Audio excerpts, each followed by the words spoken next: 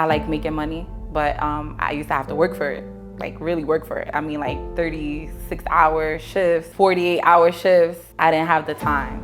Like I was literally like visiting my son like on the weekends. I knew I had to do something. Like I knew I had to do something. And I said, when I get this right, it's never gonna be a time where he feels like my absence. I want to learn how to trade for myself. So I was just like browsing through their courses, like, you know, different people's courses and stuff. None of it was like the style that I'm doing now, but I can say that like each step that you go with this, it teaches you something. I was just desperately looking for some type of like exit to get my freedom. So I was like, okay, anytime I had some free money, I'm putting it into the broker. And even after the 2 years, I was not profitable.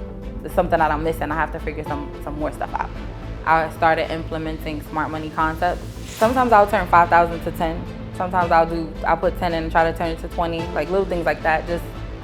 But I don't have to really do that. I like trading with prop firms. I'm funded with about like 400K right now. If you look at me now, I trade like very comfortably. Like I know it's enough.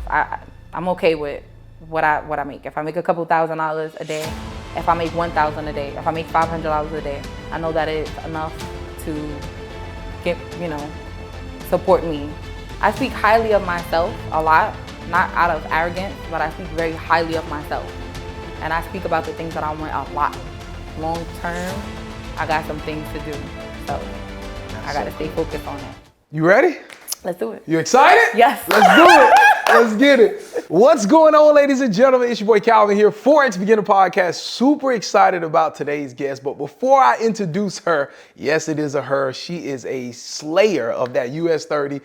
You may know who I'm talking about. But before I introduce her, ladies and gentlemen, this podcast is brought to you by my man Burn from Online Trading Campus. Burn was able to make over $170,000 in a matter of 4 to 5 months trading with a Forex prop firm. Ladies and gentlemen, if you're interested in learning how you can level up using Forex prop firms and using Burn's proven strategy, please check out the link in the description via Online Trading Campus and you will get plugged right in. Also, today's episode is brought to you by Blue Guardian, the prop firm. If you're looking for a prop firm that can give you the ability to get paid out up to 85% and no restrictions on your trading, hold over the weekend, all that good stuff, giving you the opportunity, if you have little capital, to trade bigger capital, check out Blue Guardian, the prop firm. Now, ladies and gentlemen, today's guest, I'm excited, y'all. I've been watching her from afar.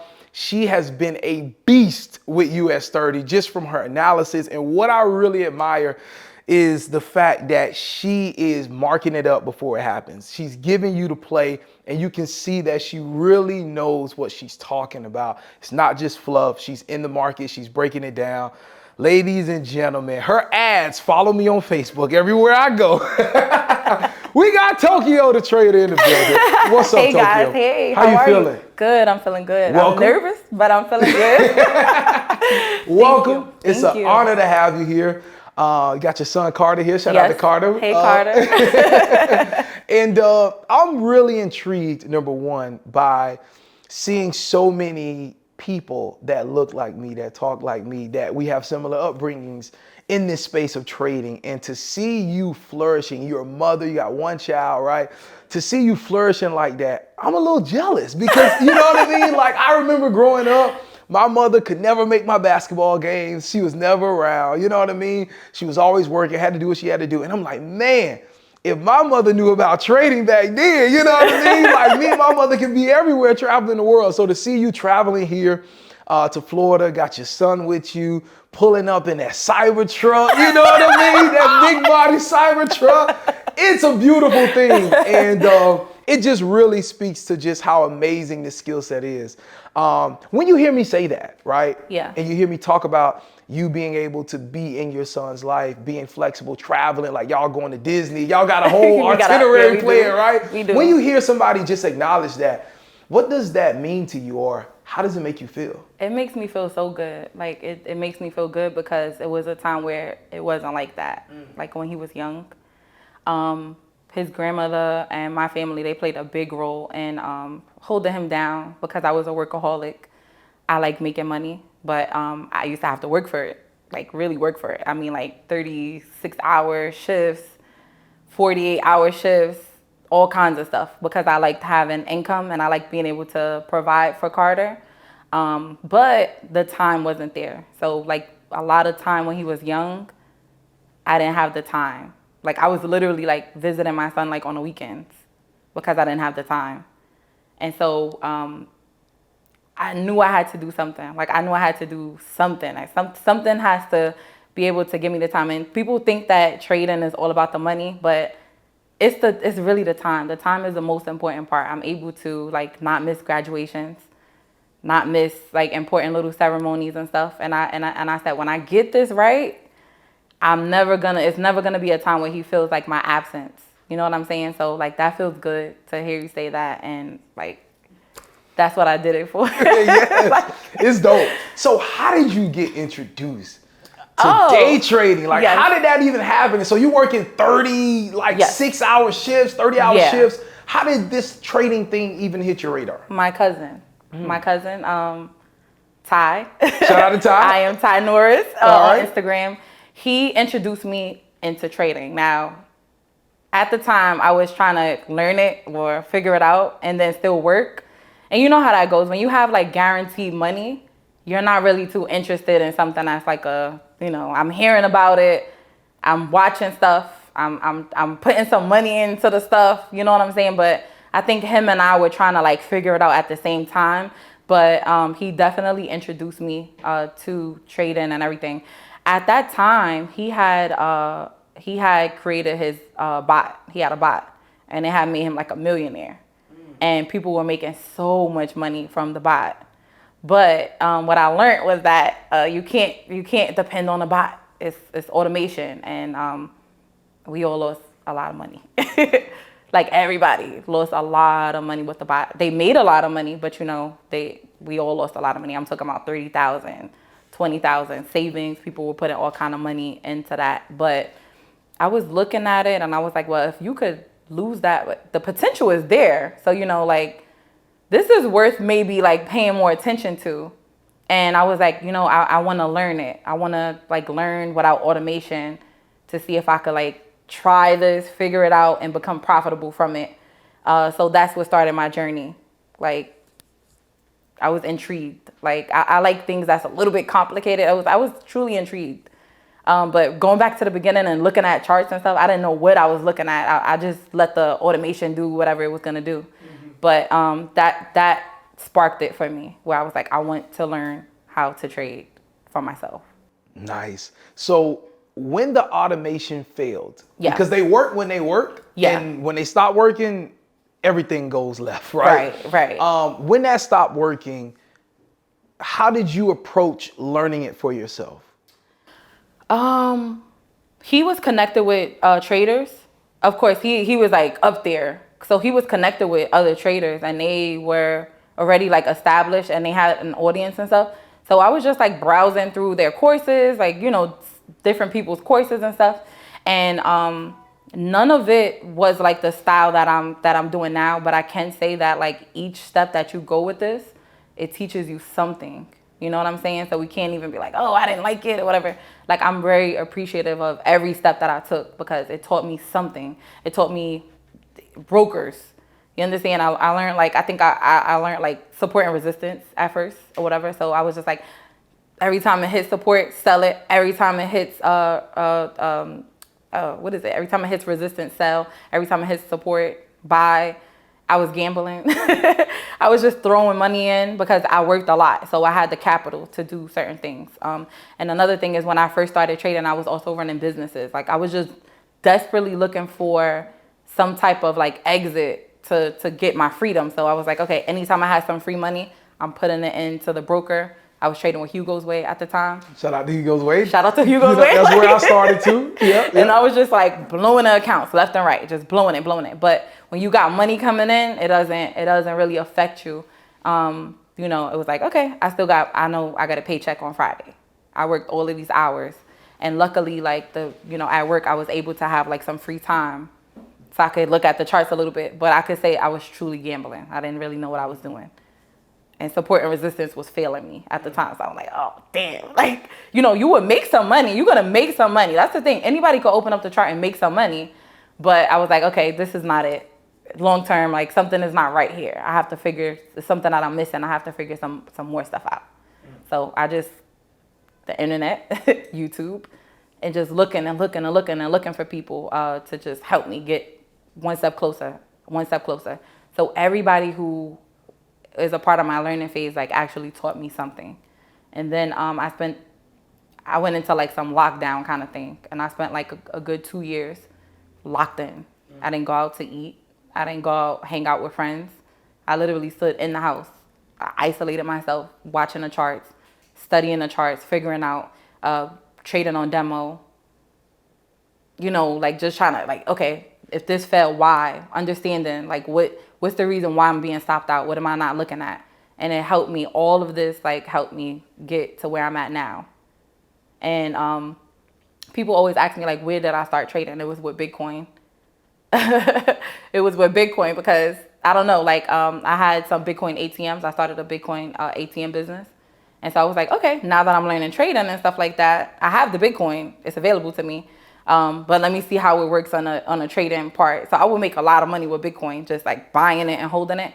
But it was a point in time Bitcoin went all the way down. Like it just went all the way down. And I would think I was in some buys. That was another 20K down the drain with that. So I was like, okay. Then I was like playing around with NAS 100. And the people who I was like being mentored with, they was advising me to stay away from cryptos and indices. And so when somebody tells you to stay away from something, yeah, that means go ahead and try it. That means go ahead and try. So I was like, well, what's the reason? And it was like, it's no winning with those. It's no winning with those. And that's what made me, I push myself.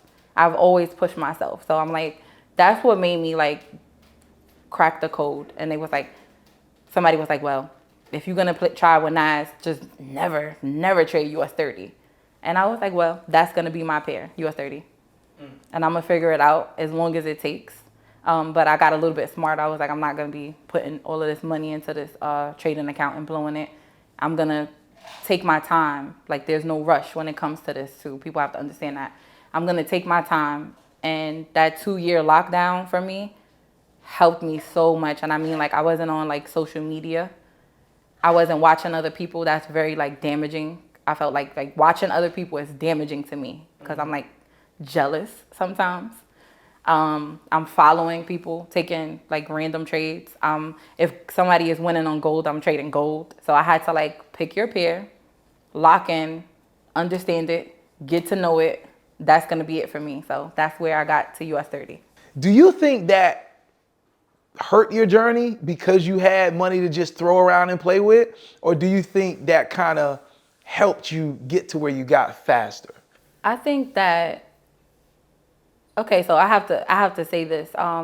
When I locked down, when I decided that I was gonna lock down, I parted ways from a job that was like super easy, and it paid me a lot of money. I parted ways from that. I kind of shut down a lot of the other stuff that I was doing, and it kind of put me in that survival mode because it comes to a time where you have to say, if you're gonna take something serious, then you just gotta do it. You can't be afraid. It can't be like, what if I fail? Like, you can't even put that out into the universe. Like, what if I fail? So I think I kind of put myself in survival mode just so that I can like really take it serious, because I think that if I did continue to juggle everything, I don't even think I would be here today. I think I would still be like, you know, and then even with entrepreneurship, you work harder than you do knowing that you got a paycheck, a 9 to 5 every Friday. You work super harder. So I think as I was going into my entrepreneurship journey, I was like having less time and less money than like the paycheck. So I put myself in survival mode, and I think that's what helped a lot, like a lot. And I said to myself, I don't care if you cry or scream, you ain't going back.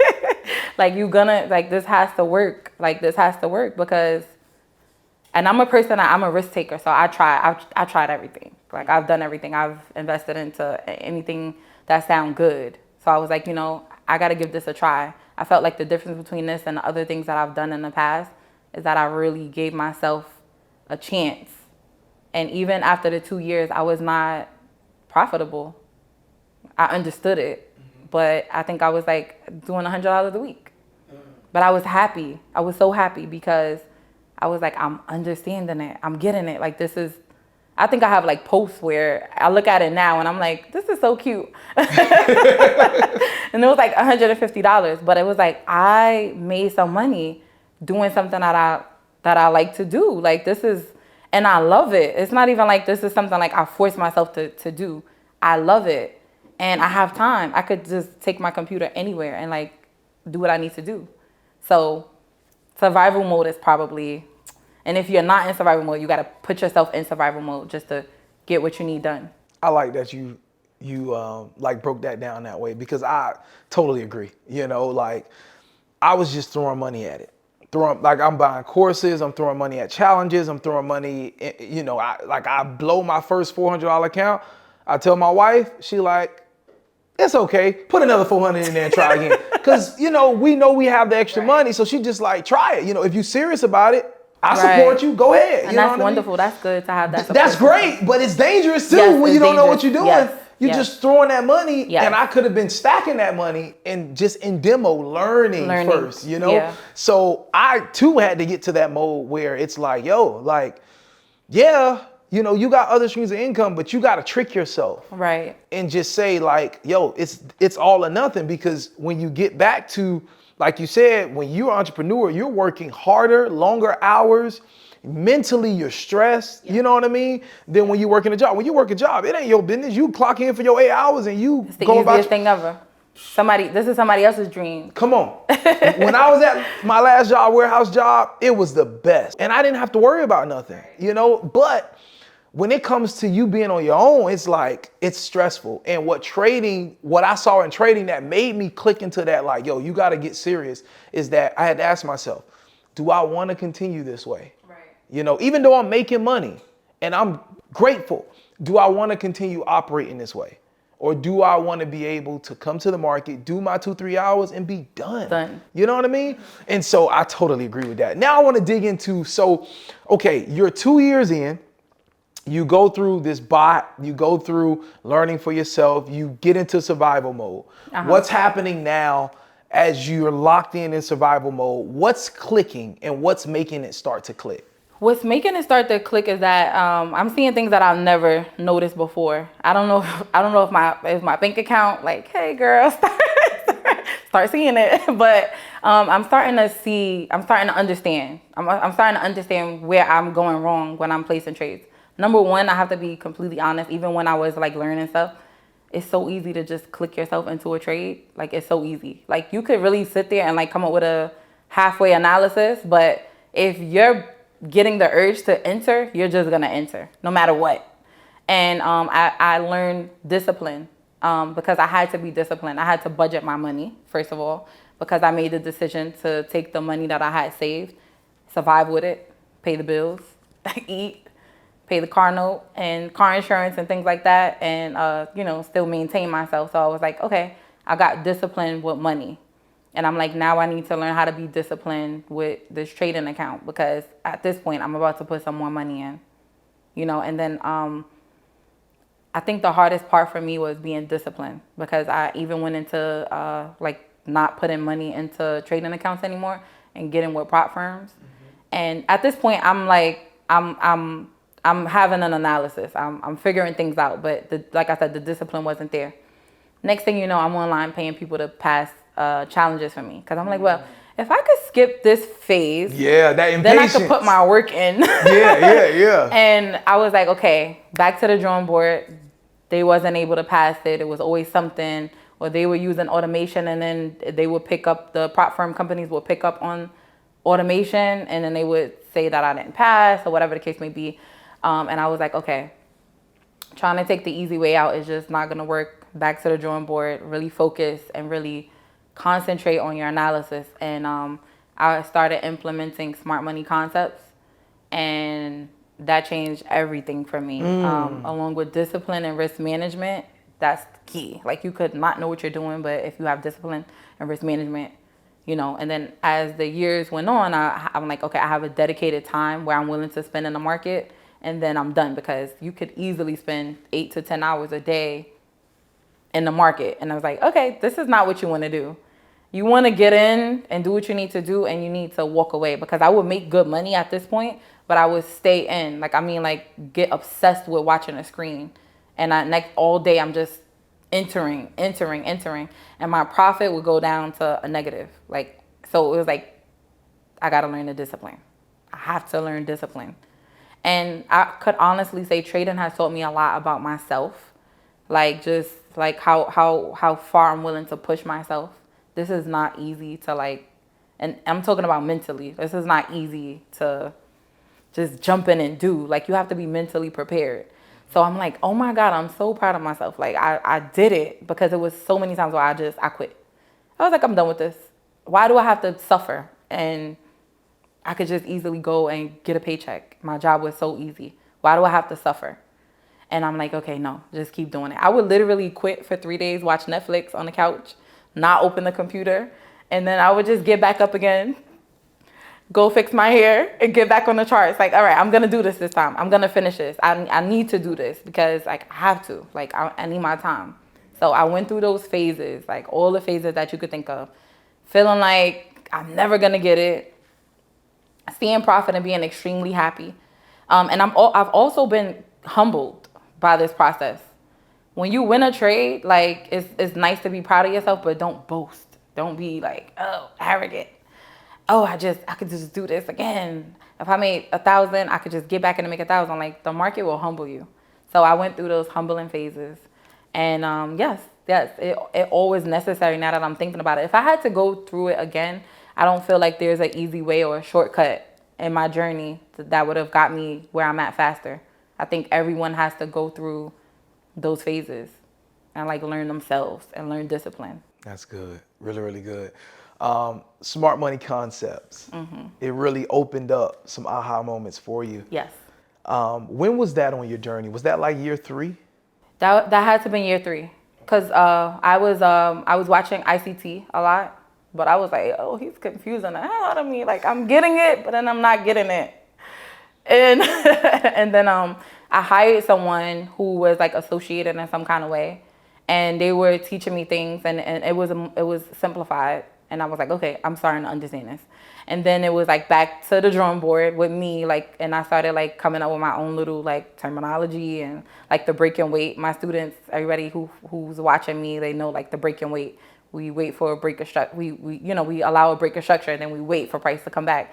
And that installed, like, the patience for me, like, and that's hard too, to be patient and wait for it. Sometimes you feel like price is just gonna run away from you, but I think that smart money concepts was just, like, it was a game changer. Like, it was a game changer. Like, understanding, like, who we are in the market, where we stand, and even the bigger picture, because I was invested in stocks and stuff, but I was even investing in stocks wrong. Like, learning all of this in Forex, like, helped me become, like, better with investments. Wow. When it comes to stocks, like, knowing when to buy and knowing when to sell, like, what this is all about. And I was like, oh my gosh, like, this is so crazy. Like, so yeah, that was year 3. And I was like, okay, once you learn it, you just got to practice. Like, after that, it's like, there's no guarantee that you're going to be super good at it. It's just practice. Like, as long as it takes. If it takes 12 months or 2 years after that, you just got to practice. That's all it takes. That's the only thing that I could tell people. Once you learn it, every day I learn something new. I'm always open to learning. I'm always open to listening to someone. Like, we have to always allow ourselves to be teachable. So I'm always learning something, even outside of trading. Like, always got something going on. But it's a learning thing. Like, even when I'm trading now, I'm like, what I do is I go back in after the trading day is over, and I just go and look at these little details. Like, maybe I could have got a better entry. Maybe I could have held it longer.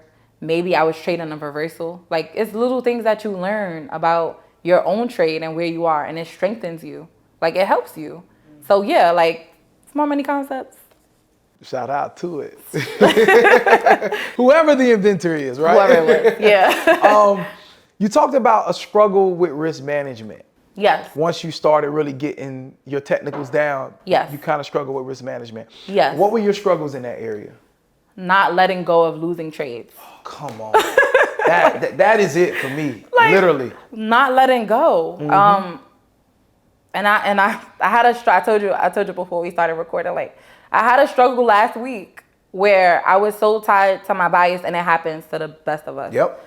I was so tied to my bias that I lost some money because I was just like, I got enough money in this account. I'm gonna hold it. That's how we think.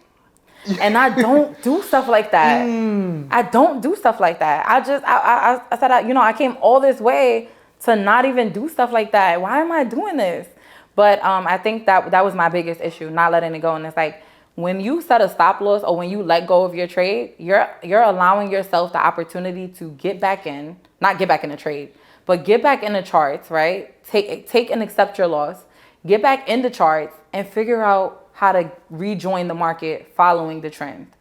So that's one thing that I absolutely struggle with. And I would let accounts blow after even learning, like just because I would be unwilling to part ways with the trade, hoping for a reversal or just knowing that I'm right. And I would just let it run. So that was a big issue. That was a big issue. Even when I was going on to trade in prop firms, I would get those little emails. You get those emails? I'm sorry. Yeah, like the account is disabled. Back to back on a prop firm. I've been there multiple times for Yes. sure. So let me tell you this. Well, let me ask you this, not tell you this. Did you fix that by just like lowering your lot sizes so that it's like, okay, if it is kind of going against me and I'm feeling strong about this particular trade, at least I can let it go and draw down a little longer, and monetarily or percentage wise, it's not really affecting my account as if I went all in on it. So did you kind of fix that by doing that? Or did you just say, yo, if the market is showing me that it's not going, I'm just getting out? Like, how did you fix that? I'm going to tell you something today. Today I took a loss. I lost $1,000, but I made back $4,000. Simply because I had been waiting for price to come to a particular area since yesterday. 8:30 news came. It brought price up a little bit, not quite to my area. 9:30 came. A little bit after 9:30, it did push up. And I was in the car. I told you I was like in the car. This is not even something I'm supposed to be doing. And I said this morning, I was like, well, if you don't have time because you got to make it to the podcast, then don't trade today. But I was like, but it's coming to my area. And then TradingView, my alert went off like beep, beep, beep. So I got into the trade anyway, and it went up further a little bit after 9:30. You would know because you got in. Yeah. It went up further, and I made the decision to close out the trade at $1,000. I don't like to go over $1,000 in losses. And so it went up a little bit further and to a supply zone, and then that was my entry. So had I been like sitting down, normally quiet, watching price and what it's doing, I would have seen that it was continuing up. But because I was driving, I didn't see that it was continuing up. I didn't wait for my confirmations where, I'm looking for price to do something like, show me that it's breaking structure to the downside on a smaller time frame.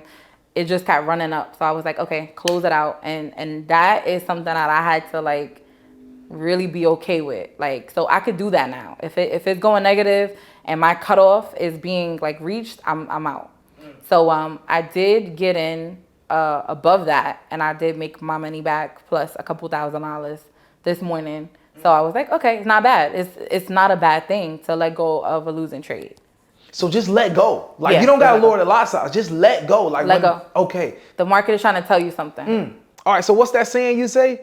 Trade the chart and not your what? Not your heart. Yes. We don't do that. Say it for us one time. Trade the chart and not your heart. Ooh, yeah. Yeah, we don't do that. We can't afford that. I say to myself, can you afford to lose more than $1,000? I don't like to lose nothing, but it's gonna happen. This is what we're not. I'm not even gonna always have the perfect entry. I try hard with my analysis. I take a lot of time with it, but like as I stated, I didn't spend a lot of time today, and my trades always reflect when I'm not able to spend enough time, 1 to 2 hours before my trading session. I'm in there, I'm watching it, I'm seeing what it does. But I can say that I expected price to go above that area. I even told it to one of my students yesterday. I was like, if it doesn't go here, if we're not seeing what we need to see in this area and it goes above, we won't be surprised. So I wasn't like, oh my God, I don't want to lose. But the thing was, are you willing to go 5,000 negative, waiting for, what you're looking for? Absolutely not. At 1,000, I said, I'm going to let go of the trade. I clicked it, and then I got in, made the money. I took my profit. I didn't look at it since. So that's just it. I'll look at it tonight when the market closes and be prepared for tomorrow. That's it. That's really good. That's really powerful right there. So you mentioned the $1,000 risk. Yes. How much do you keep in your account? Like, okay, roughly? so I trade with prop firms still. Uh-huh. And then I trade with live accounts. Okay. Some people ask me, why do I trade with prop firms? It's not my money. There you go. That's good enough for me. Sometimes I'll turn 5,000 to 10. Sometimes I'll put 10 in and try to turn it to 20, like little things like that. But I don't have to really do that. I like trading with prop firms. Nice, nice. So how much are you funded right now? I'm funded with about like 400K right now. Yeah, a little bit more than that actually, almost close to 500K. Come on. I was funded more. I was at my mark with the 1 million in funding, but FTMO went down for U.S. Traders. Unfortunately, I was doing a good thing with FTMO, but so I found it not to be so necessary to even go, like the goals that I had before, and before I was trading very aggressively. I was trading aggressively because I was trying to make like a name for myself, I guess. I was trading very aggressively. If you look at me now, I trade like very comfortably. Like I know it's enough. I'm okay with what I make. If I make a couple $1,000s a day, if I make 1,000 a day, if I make $500 a day, I know that it's enough to get, support me and the people who I support. So I don't trade how I used to. So it's like I'm very laid back. A lot of my students are aggressive traders. I support them 100%, but I trade more laid back because it's like you get to a point where it's like, okay. And then I have multiple trading accounts. So if I take a trade on one account, I'm taking it on another. So there's no need for, even to get back in after I'm done. I don't have to, So yeah, I like fun. I like the fact that traders are able to be funded. So when I was first starting, I didn't even know about funded accounts. Like, it's a game changer, honestly. And I like that 5K number, So hearing you speak about, sometimes I take 5K, 10K, 10K, 20K. Like, I think that's like the most, honestly. And that's only if like I have like if I'm anticipating something, yeah, I'll probably just, yeah, just because, just whatever. But you don't have to. You don't have to do that. Yeah. You don't have to. So let me interview you.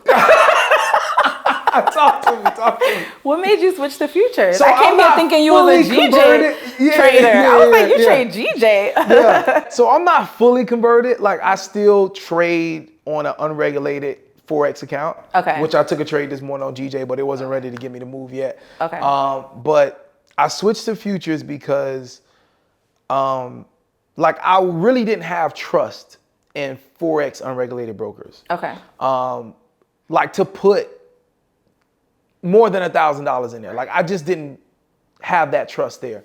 So I tried to go with Oanda. Started trading it, and they did some funny business on a trade, so I just withdrew it all out. And I said, okay, I'm gonna try futures. And that's when I started saying I'm gonna trade US 30. Oh my God. Yeah. And it's just, first trade I took, $500 a day. And it was simple. It was in and out. I'm like, sheesh. So I'm risking $250, and that's it. You know what I'm saying? Like, I'm risking $250 per trade. So boom, the first trade was like 500. I'm like, man, that was quick. And it's the same analysis, and it's no spreads. So you're not paying no spreads with future. You're instantly in it. All right. So I'm like, man. So I come back the next day. Next day, now you excited. I'm waiting for the setup. I ain't see nothing the next day. Boom, I come back the third day. Boom, another $500 a day. I'm like, bro, this can't be real. Do you remember the first time you tasted something sweet, like a piece of candy? Your first time eating a piece of candy? Yeah. I find US 30s to be like that when I see people like start trading US 30s. And it's like how quick, because I'm coming from currencies. It's so fast. And to see how quick I'm getting to the targets. And I'm filming all of this. Like, I'm filming it on my phone. I'm like, yo, this is crazy. Then boom, had a $1,700 a day. Quick. I'm like, Jesus Christ. I'm like out of the market before like 10 a.m. Yes. It's moving quick. I'm like, yes. In and man. out. You don't need nothing else. And so like I needed to feel like, so kept trading like a couple more weeks. And then I said, okay, we've almost doubled this account.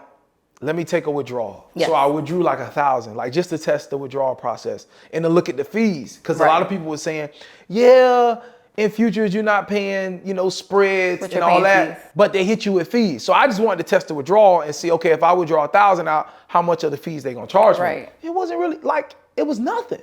Yeah. It was nothing. Like the fees was like a couple of dollars. Like that's it. So it was nothing.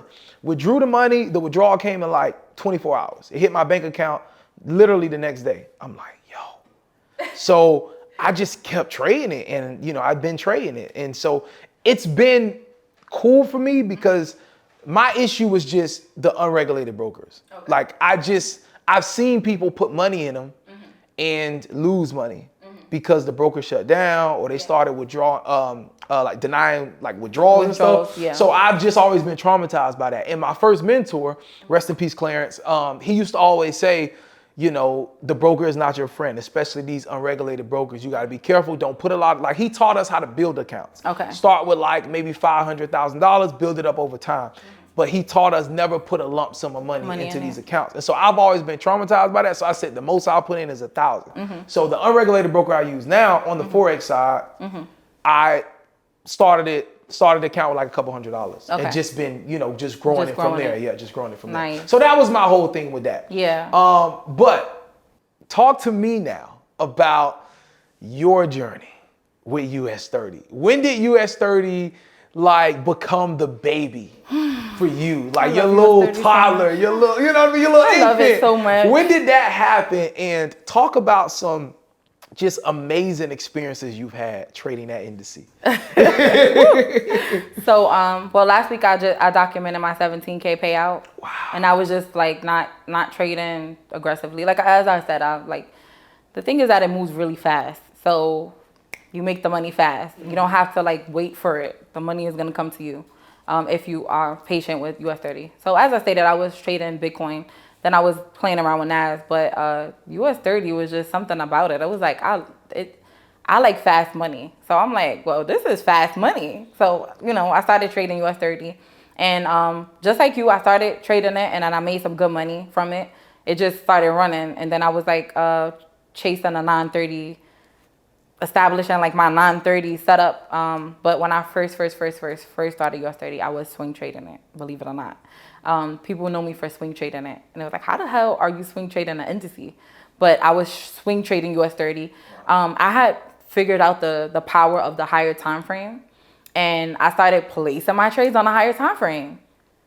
And because it runs fast, it would go from like a area on the daily time frame and make so much money just on the way down. And I would let it run for like a week or two. So I remember one of my biggest days, I was on vacation. And I got into some positions, really small positions, of course, because you're on a higher time frame. I was on my FCMO prop firm. I get off the plane. It's running in some crazy profit. And I was like, should I get out? Should I get out? And I'm like, no. I looked on the daily time frame. It still wasn't nowhere near. As the vacation is progressing, I'm checking it again. I'm like, whoa. Whoa. And that was probably my biggest day with US 30.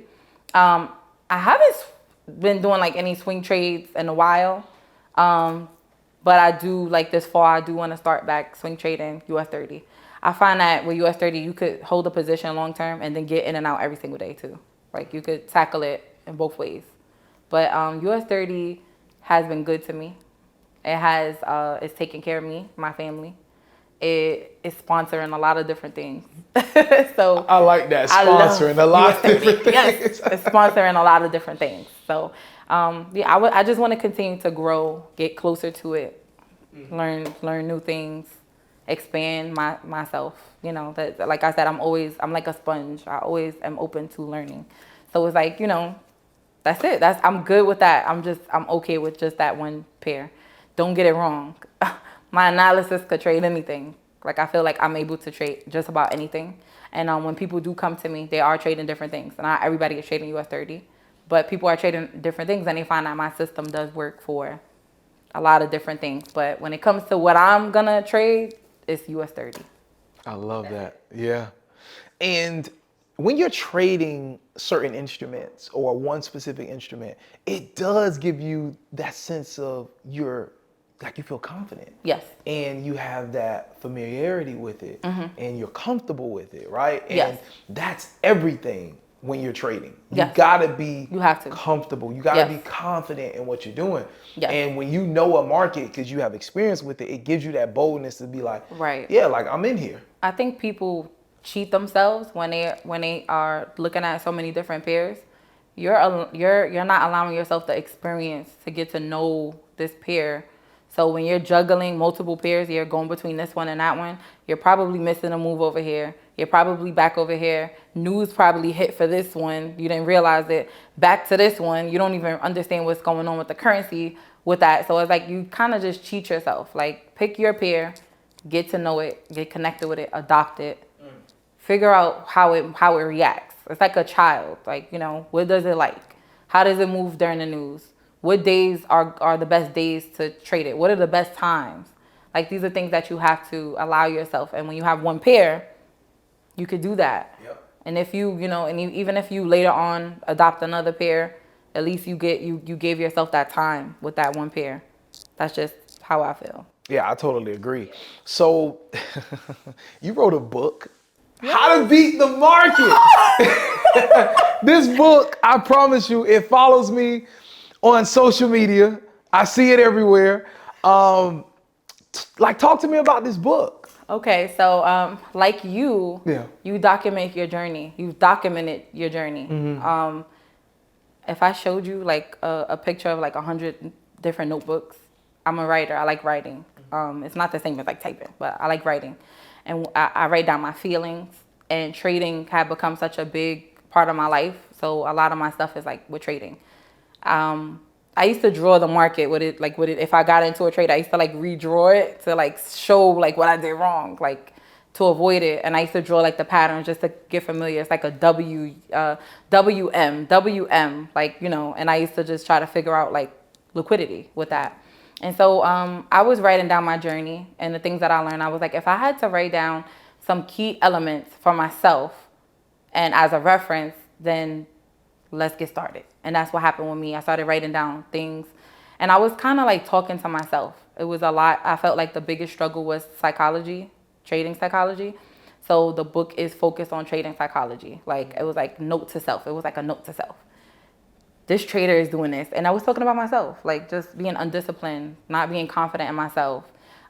Just knowing what I should do, but doing the opposite. It's like, why are you doing this to yourself? And I had to say to myself, when you do that, like, you got to talk to yourself like a kid. When you do that instead of that, it's damaging to your account. It takes you from here back there. Then you have to start all over again. Back. Stop. So I had to like write down stuff for myself. And then, and then this was born from that.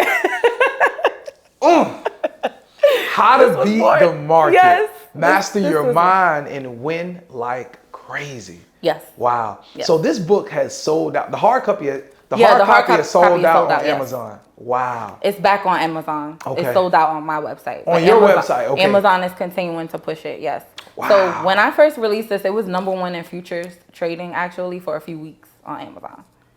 And it was just like unknown author, but it was like, and then people started getting their hands on the book, and then they were like, oh my God, the book helps me. And I haven't read this book in 2 years. I wrote it 2 years ago and I published it, but I haven't read the book in 2 years. I was delayed on a flight and I opened the book. Recently? Yes. Wow. When was I delayed? It was like bad weather here 2 days ago. Yeah. I was delayed on a flight and I opened the book and it spoke to me. It spoke to me in so many ways. I was like, sometimes you have to go back to the basics with yourself. Like I said, trading is a humbling experience. If you get too arrogant, if you get too cocky, it's going to humble you and fast. So I had my moments where I was like super cocky. Like I don't got to do nothing. I don't care about nothing. I could just pop open a trade. And trading is going to show you these things. If you do not take your time with it and if you don't be humble with what you're doing, you could blow an account real fast. So I opened the book and I kind of got reset back to the basics. Back to the basics with psychology and discipline, because as I told you last week, I was struggling with discipline. I was struggling here. I was like super tied to a bias and I could not break it. So I said, okay, before you take any more losses, you have to stay away from trading for 2 days. I took 2 days and just didn't focus on trading. My traders don't know that I haven't posted my trades last week and stuff like that. I was like struggling with myself. So I sat. The book was sitting on my computer, and I just opened it. I was delayed. The flight was delayed 4 hours, so I was just opened the book and I just started reading, and I was like, it makes sense. Like, oh my God. But people do open this book and they read it every single day. It is like a guide. There's even some patterns, as I stated to you, patterns that I became familiar with. Even some of my trades, some of my best trades are in the back of the book. The psychology part is number one. Like, you have to understand who you are as a person. You have to understand what you want in life, right? If last month you just took an Airbnb course, but this month you're trying to learn trading, this is not for you. This is not your passion. So I think that once I realized like this is intriguing to me, I became passionate about it. And I said, in my personal life, I want to be a successful trader. And I talk a lot about intention. So you have to be intentional with yourself, and then you have to be intentional as a trader, and then you have to be intentional with the market and understand the market's intention. Where is it going, long term and short term? So I think when you learn yourself and learn what you want to be, and then you figure out what kind of trader you want to be, what you want to trade, how you want to trade it, how much you need to make to survive, how much money, and then it starts going into the things that you want. How is trading going to fund your lifestyle and get you what you want? Once you become completely intentional with yourself, be intentional with the market, and you can't lose with that. Like, you ever heard of like focusing on something so much that you actually bring it to yourself? It has to be here. So when you are a trader and you talk down on yourself and your trades, I can't do this. I'm gonna lose this trade. They always lose. Yeah. Like, the intention is not there. You have to want it, and you can't speak damaging words on your life or on your trading account. Like, the things that I want in life, it comes to me. Like, if you ever looked at my Instagram, I do like 28-day challenges. And it's simply putting in orders with the universe and being extremely grateful. So believe it or not, I didn't understand gratitude prior to my first 28-day challenge. I didn't understand gratitude, like being grateful, like not saying that I'm grateful, but really, really being grateful for things, big and small, like walking, talking, having a platform. I was like, I became truly grateful for everything that I have, and even trading. Like, I became grateful for it, and things come to me when I express gratitude. Like, really feel gratitude. And I'm learning not to speak negatively on my life and others. I learned that too. Wow. Like, words have so much power. They do. Yes. There's a book called Hung by the Tongue. Have you heard of it? I've heard it. I've never read it. It's a small book, literally the best traveling size book that you can take on a flight. It's really small. Oh. Hung by the Tongue. I'll text it to you. Yes, please. It's really good. That sounds good. Yeah, my mentor, he recommended that whenever, you travel, it's a small book and you got some downtime, just read it. Just read it. And it's just a fresh reminder that the words we speak have power. They do. And that's what the And book I think is all a about. lot of traders, we get so frustrated and we just start speaking so negatively. I'm going to lose this trade. I'm going to blow this account. Anytime that I said I was going to blow an account, I blew the account. Wow. Yeah. Anytime. I speak highly of myself a lot, not out of arrogance, but I speak very highly of myself. And I speak about the things that I want a lot. I post about it. I talk about it, the things that I want. And right now, I'm saving for some really big investments. So I'm speaking it into my life. Come on. And so trading is going to get me there. Trading has got me out of a lot of things. I've had people who they started training with me and they hit some hard times. Like, I'm talking about some really hard times. And I'm like, just believe in yourself. Believe in yourself. And then they'll hit me up and say, I turned my last 200 into 1,400. And I'll be like, power of this skill. Yeah, just believe in yourself. You got the skill. It's there. It's in you. Once you learn this stuff, it's in you. Like, it doesn't go anywhere. You take it anywhere. And I used to want to go places and live other places and stuff, but my job was just there. So I'm like, oh, I can't go. and people were traveling and having fun and stuff, and I like, you got the money, why you don't, oh, you got the money. I've always saved my money for stuff that I wanted. Like working hard, work so hard to save to get the things that you wanted. And it did work for me because I did always get the things that I wanted, but I was limited on experiences.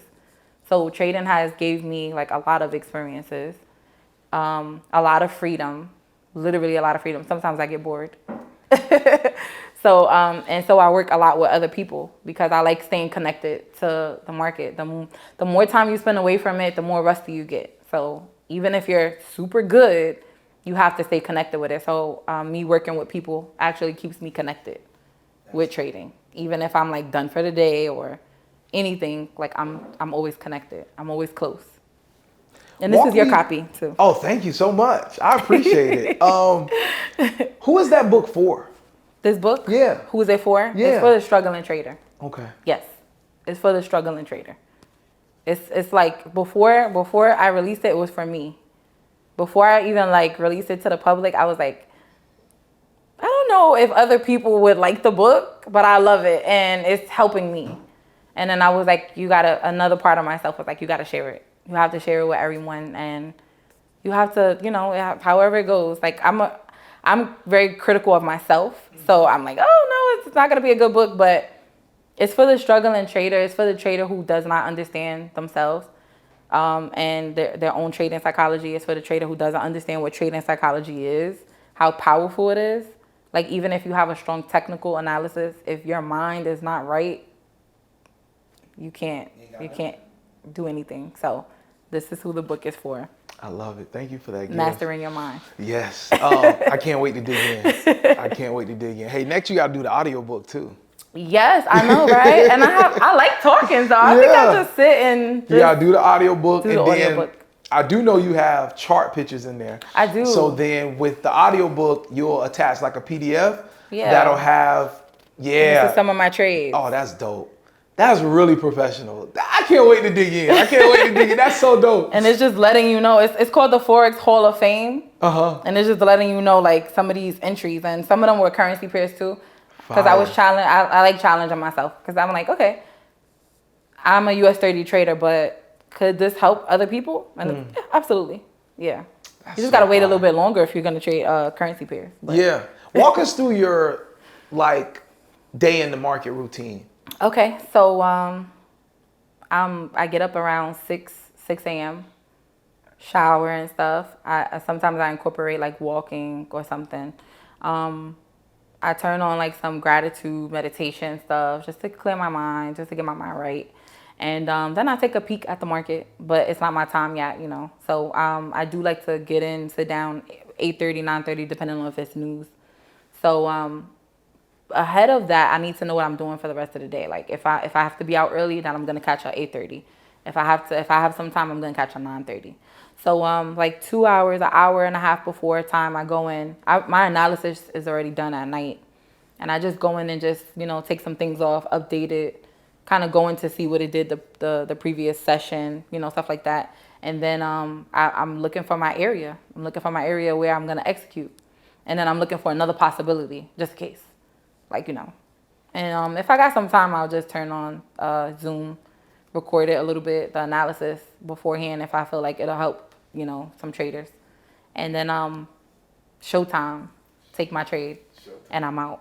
So do you get a trade on average like every day, or is it more like 2-3 times a week? Every day. Like that? Okay, every day. Yeah. But I won't force it. So if it just so happens to be a day where either I'm not really too fond of my entry, or it just didn't go out, do what I wanted to do, or I'm, believe it or not, confused, or it's consolidated, then I don't have anything.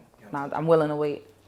Gotcha. And so it's only US 30 for you? Yeah, it's only US 30 for me. Sheesh. Yeah. And like every day you're able to pull something out? On average. Yeah, nice. On average every day. Yeah. Same time, same place. That's just being consistent.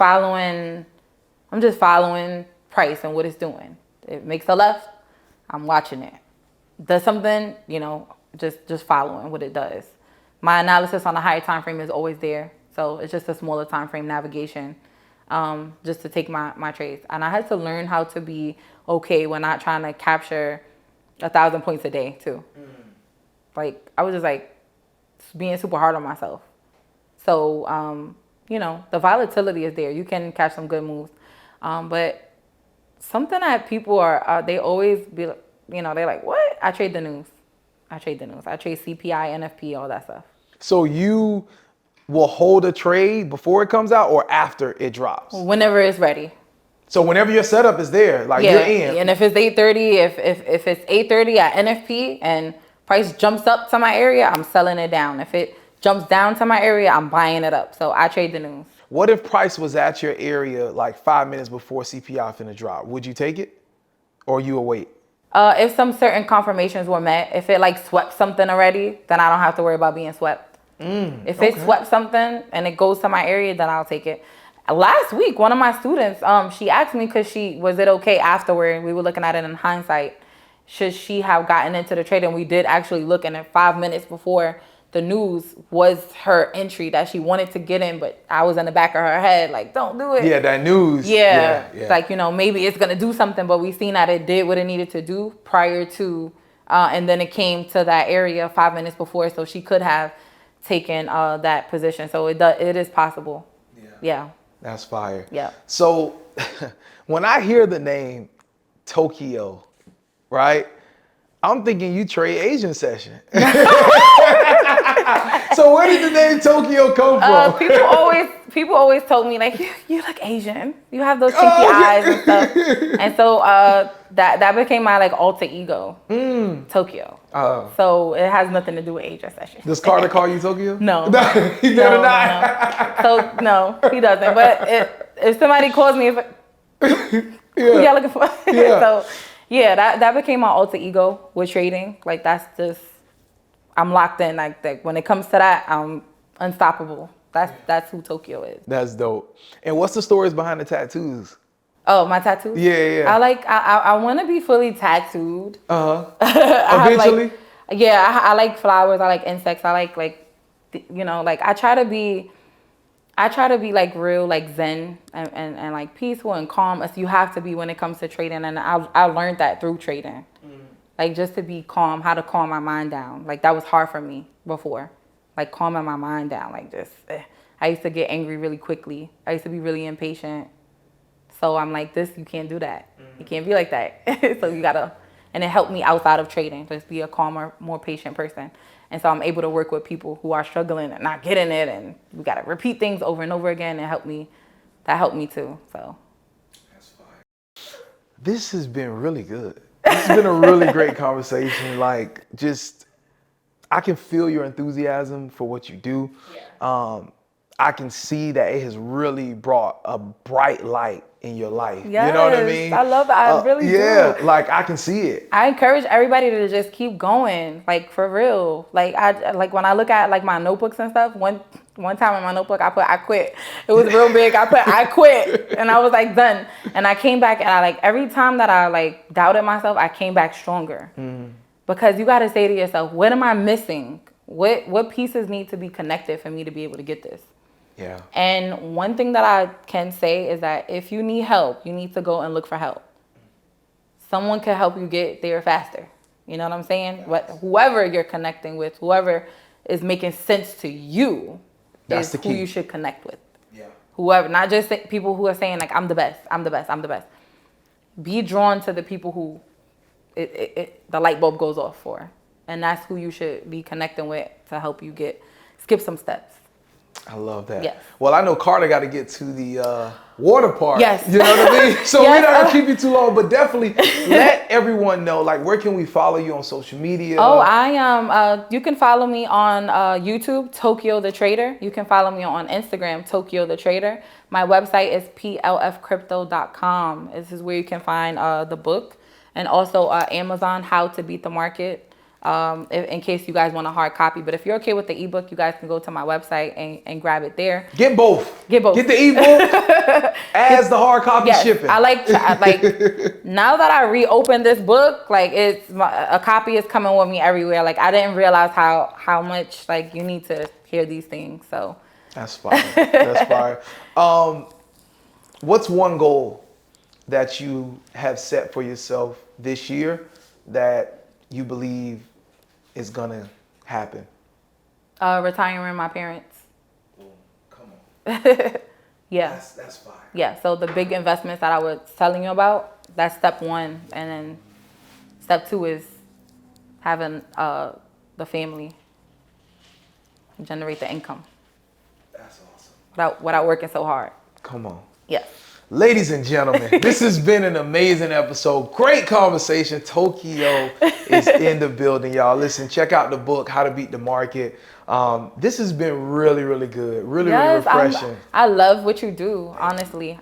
Prior to my audience, everybody was already watching you, and I was like, let me tune in. I told you I don't watch other people. Yeah. Because I like to just have that tunnel vision, but I love what you're doing. That's amazing. Thank you so much.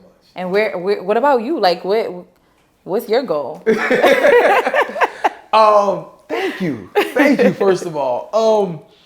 Honestly, the big thing for me this year was to get serious. Okay. Honestly. I've been toying with this thing, over the last 3 years. Just really, not really giving it my all. Right. Just playing around with it. Do you see the potential? Absolutely. Okay. I've always seen the potential. Yeah. But I've kind of played with it because of the other things I have going on. Okay. As long as I was making money from trading, I was cool. Right. But I wasn't assigning certain, hey, we need to be here. Like, Right. this is the benchmark. And I wasn't attaching something physical to that benchmark. Like you said, Right. you want to retire to parents. That's a part of it, right? Right. So I attached a few things. I do want to put my mother on salary. I do want to put my in-laws, my father-in-law, my mother-in-law on salary. And so those are two visible, just tangible goals that I can see, touch, and feel that I have attached to my benchmark for this year. Right. So I feel like once you attach something to your journey, like what I talked about, like intention, easy. Because you know what you're doing this for. absolutely. When you don't know what you're trading for, or there's no like, you're just gonna be stuck in that little phase where you're making some money, you're losing some money, you're making some money. When you attach something to it, you get really serious things. I gotta do this. It's real. Yep, it's real. And it becomes emotional for you. I'm very emotional. Yeah. Like very, very, very. And I think sometimes I get unserious and then I get back intentional with myself too. Because it's kind of easy when you start seeing certain kind of money to just kind of like get arrogant. It's gonna come back again and this and that. So I'm a very humble person. I'm very strategic on the things that I spend money on. So I'm not so like out there and doing all those kind of things, because I'm like long term, I got some things to do. So I got to stay focused on it. And I that's love it. that. Yeah. Let's go. Ladies and gentlemen, it's your boy Calvin. Forex Beginner Podcast, Tokyo, our special guest today. Listen, you already know where I'm going with this thing. Me and Tokyo look forward to running into you at the bank one day, but you cannot meet us there. You got to beat us there. When we pull up, you should already be walking out with a duffel bag on your shoulder and a big smile on your face. That's my way of saying we believe that each and every one of us will be successful. Till next time, God bless you. Take care, and we will catch you later. Peace.